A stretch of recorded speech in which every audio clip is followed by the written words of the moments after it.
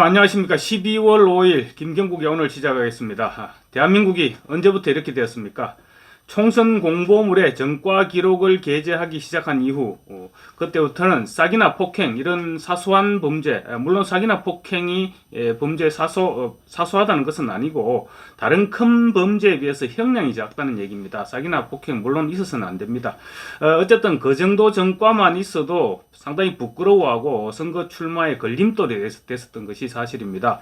물론 기소가 된 상태에서는 선거 출마, 공직 출마는 상상도 못했습니다. 가족 중에 그런 전과자가 있어도 쉬쉬하면서 출마를 했었죠. 그런데 언제부터인가 지금 공직 후보자들의 전과에 대해서 우리나라가 관대해지는 그런 분위기가 생겨났습니다. 처음에는 음주운전이나 위장전입 이런 부분이 이제 그런 부분에서부터 정치권이 둔감해지기 시작했습니다. 그러더니 이제는 배임이나 횡령 이런 것은 물론이고 살인이나 성폭행 이런 전과자들까지 총선에 출마하겠다고 나서고 있습니다. 국민의힘 출마 희망자 가운데 물론 전과자가 없을 리는 없겠죠. 그런데 아직 구체적으로 드러나지는 않았고 또 최소한 그물급 가운데에는 그런 사람들이 보이지 않습니다. 물론 그런 사람들이 나온다고 하더라도 공천장을 거머쥐지는 못할 것입니다. 보수 진영에서는 최소한 부끄러워할 줄 아는 소지심이라고 하나요? 그런 마음가짐은 아직 남아 있습니다. 그런데 좌파 진영은 지금 완전히 다른 세상인 것 같습니다. 우리 편이면 무슨 죄를 지어도 괜찮고 사정이 있겠지 얘기하는 소위 말하는 톨레랑스, 매우 톨레랑스가 강하게 판을 치고 있는 것 같습니다. 죄를 짓고 1심에서 실형을 선고받은 사람들이 너도 나도 총선에 출마하겠다고 합니다. 소위 이재명 효과 때문인 것 같습니다. 이재명 대표 검사 사칭으로 이미 20여 년 전에 구속 수사를 받았고 벌금형을 최종 확정 선고받았죠. 그 후에도 온갖 허위사실 유포 재판을 받았는데 그때마다 이상한 제조로 빠져나오기는 했습니다. 결국 일부에 대해서는 위정교사로 덜미가 잡혀서 지금 정치 생명이 간당간당해지고 있죠. 시정과 도지사로 지낼 때는 또 어땠습니까? 온갖 이권에 개입했다가 역시 사법부의 판단을 기다리는 중입니다.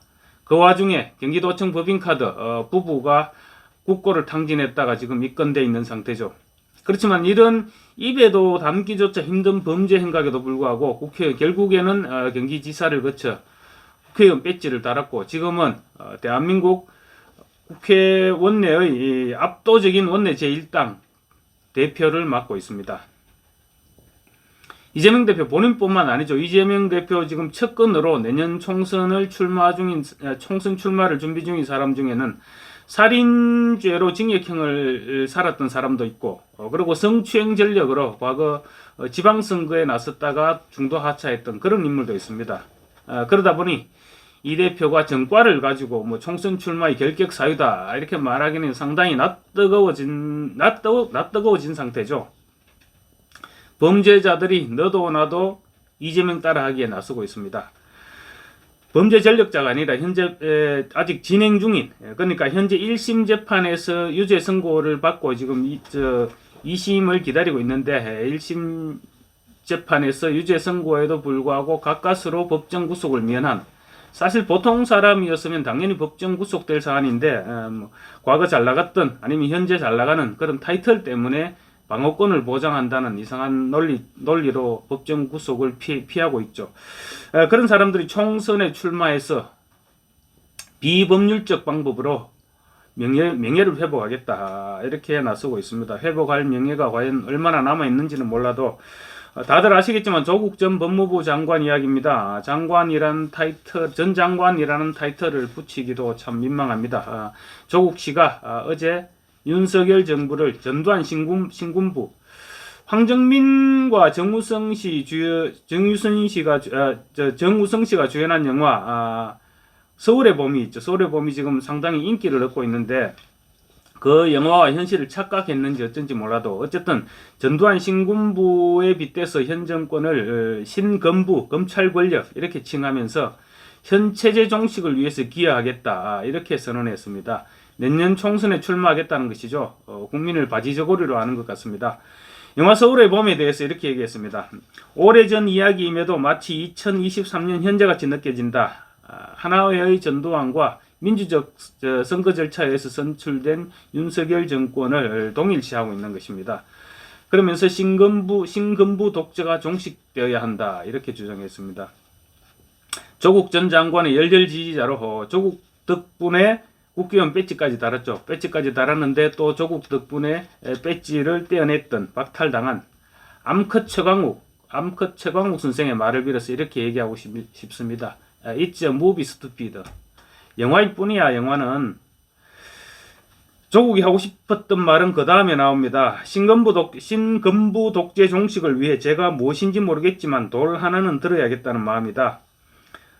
조국 사태 이후 세상 일이 제 마음대로 안 된다는 것을 깨달았고 국민의 마음에 따라 몸을 맡기자는 생각이다. 이렇게 말했습니다. 국민의 마음이 아니라 한 줌밖에 안 되는 조국 지지자들의 마음이겠죠. 어쨌든 그래야 정확한 표현이겠지만 총선에 출마하겠다는 말을 애둘러 말한 것입니다.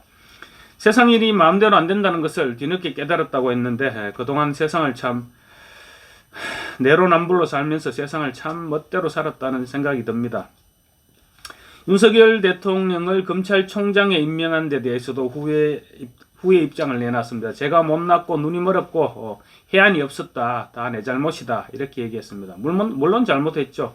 윤석열 검찰총장을 민정수석으로서 당시 윤 총장을 발탁하지 검증에서 떨어뜨렸더라면 자신의 온갖 비리가 까발려지는 일도 없었을 것이고 또 지금쯤 청와대에 앉아 있을 것이다. 이렇게 생각하니 얼마나 속이 타겠습니까? 땅을 치고 후회하겠죠. 그렇지만 이미 늦었습니다. 또 뒤늦게 깨달았다고 했듯이 대한민국은 그리 녹록한 나라가 녹록한 세상이 아닙니다. 머지않아 선고될 법원의 2심 선고에서도 다시 한번 세상이 뜻대로 되지 않는다. 이런 것을 느끼게 될 것입니다. 조 장관은 자녀 입시 비리, 학력 위조죠. 입시 비리를 비롯한 각종 비리로 1심에서 징역 2년을 선고받았고 2심에서도 무죄를 기대하기는 지금 어렵습니다. 그러니 총선을 통해서 명예회복을 하겠다는 것인데 사실 우리는 그렇게 생각했죠. 1심에서 유죄 선고를 받는 조국을 보고 이제 조국이 끝났다 그렇게 생각했는데 역시 조국의 정신세계는 우리가 상상할 수 없는 우리 상상을 뛰어넘는 그런 범주에 있었습니다. 법원에서 유죄를 선고받은 사람이 북콘서트를 한다 이러면서 전국을 돌아다니는 자체도 우리 상식으로서는 납득이 안 되고 거기에다가 자그마치 비례정당을 만들어서 국회의원이 되겠다 이렇게 얘기하고 있습니다. 그러기 위해서 민주당 지도부를 향해서 좌파 세력들이 하객전처럼 날개를 펴서 의회 권력을 다수파로 확실하게 만들고 다음 대선 때 행정 권력도 찾아오면 좋겠다. 이렇게 얘기했습니다. 결국 연동형 비례대표제를 유지해서 내가 배지를 달 수 있는 길을 열어다오 이렇게 주문한 것이죠. 조국뿐만 아닙니다. 송영길 전 민주당 대표 전당대회 돈봉투 사건으로 지금 내일 모레 8일날 검찰 소환을 앞두고 있죠. 아마 소환 조사 후 검찰이 구속영장을 청구할 것이 이렇게 보입니다. 그런데 그런 송영길이 윤석열 퇴진당을 만들어서 비례대표 배지를 달겠다고 지금 얘기하고 있습니다. 송영길 전 장관 먼 과거도 아니고 불과 2년 반 전입니다. 2021년 5월 민주당 전당대회에서 돈봉투가 날아다녔고 그 돈봉투 때문에 전당대회에서 집권 여당 대표가 됐던 사람이 송영길입니다. 어제는 또 송영길 전 대표에게 당시에 돈봉투 5천만 원을 전달했다고 하는 자금책이 법정에서 증언을 했습니다. 전당대회 이후 송 전 대표로부터 여러 가지로 도와줘서 고맙다 이런 인사를 받았다는 것입니다. 이 자금책이 전달한 5천만 원을 가지고 돈봉투를 만들었고 또 돈봉투를 전달했던 사람들 모두 인정했습니다. 인정했고 지금 구속된 상태죠. 그런데 송영길은 자신의 죄를 인정하기는커녕 사실은 지금까지 자기가 받았던 그 큰 혜택, 국회의원 5선에 인천시장의 집권여당 대표까지 그 정도 누렸으면 지금 이 정도 잘못을 했으면 그동안 성원해줬던 지지자들에게 사죄부터 하는 것이 도리겠죠. 그런데 송 전 대표 사죄하기는커녕 방탄복을 위해서 국회의원 배지를 달겠다 이렇게 동분서주하고 있습니다. 자신이 방탄복을 입혀준 이재명 대표한테는 이렇게 얘기하고 있는 것 같습니다. 연동형 비례대표제를 유지시켜서 이번에는 당신이 나를 좀 도와달라. 이렇게 애원하고 있는 것 같습니다. 두 사람뿐만 아닙니다. 또 있습니다. 자신을 무려 예수 그리스도에 비유한 황운하 의원. 며칠 전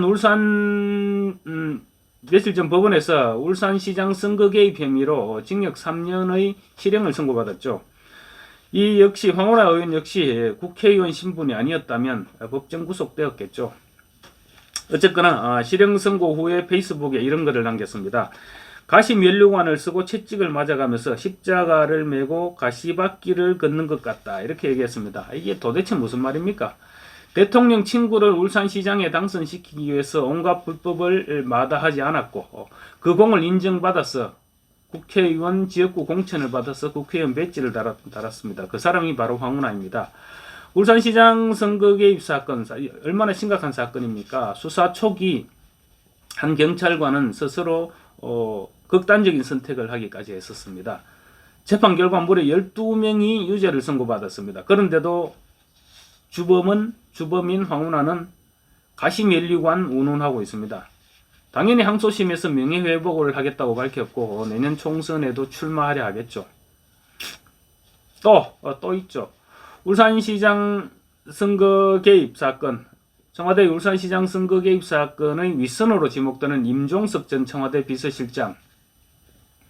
2011년 11월 정계 은퇴를 선언하고 통일사업으로 돌아가겠다고 했는데 며칠 전 갑자기 총선에 출마하겠다 이렇게 밝혔습니다. 뭐가 그리 급했을까요? 총선 출마 선언은 울산시장 선거 개입 사건 피의자들이 실형을 선고받은 지 이틀인가 그 뒤에 바로 나왔습니다. 또 선거공작 윗선에 대한 수사도 지금 다시 재개돼야 된다. 이런 주장이 막 터져 나온 시점에 총선 출마를 선언했습니다.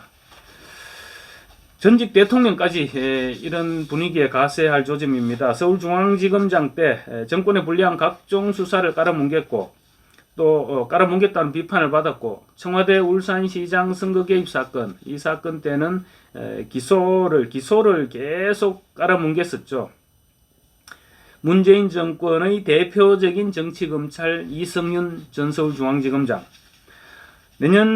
현재 지금 김학의 전 법무장관의 불법 출국 금지 의혹 사건으로 기소돼서 이 역시 항소심 재판을 받고 있는 인물입니다. 그런데 아마 내년 총선에 출마를 준비하고 있는 것 같습니다. 얼마 전 출판 기념회를 열었습니다. 그 출판 기념회에 문재인 대통령 지금 검사들의 세상에서 고초를 겪고 있는 검사 이성윤 이렇게 지칭하면서 우리 사회의 진정한 복수를 꿈꾼다고 치켜세웠습니다. 무슨 말인지는 잘 모르겠습니다. 하지만 기소되어서 이전 검사장이 기소돼서 재판 중인 부분은 신경 쓰지 말고 내가 보증한다. 이런 말로 들리고 있습니다. 과거 정치권에서는 아까도 말씀드렸지만 일단 기소만 되어도 자리에서 물러나는 것이 사실상 불문율이었습니다. 그런데 이제 좌파들은 기소 정도는 정신승리로 충분히 극복할 수 있다 이렇게 생각하는 것 같습니다.